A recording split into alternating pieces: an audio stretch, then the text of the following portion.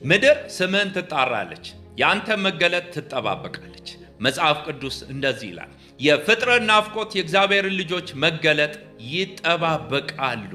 ምክንያቱም ይህ ተፈጥሮ ዓለም በጭንቀት ውስጥ ወድቋል። ይህ ምድር በመከራ እየተቃጠለች ነው። ነገር ግን መፍትሄው ቀን እየመጣ ነው። ያ የመፍትሄው ቀን አንተ ስትገለጥ ነው። አንተ ተራ አማኝ ሰው አይደለም። በውስጥ የእግዚአብሔር ክብር አለ። በውስጥ የእግዚአብሔር ኃይል አለ። በውስጥ መገለጥ ተዘጋጅቷል። አሁን ዓለም አንገቷን ቀና አድርጋ እየተመለከተች ነው። መቼ ነው የሚገለጠው እያለች እየጠበቀች ነው። አሁን ተራ ጊዜ አይደለም፣ የመገለጥ ጊዜ ነው። ከኔ ጋር እንዲህ በሉ፣ እኔ ተስፋ አይደለሁም፣ እኔ መፍትሄ ነኝ። እኔ ተመልካች አይደለሁም፣ እኔ መገለጥ ነኝ። እኔ ስገለጥ ፍጥረት ነፃነት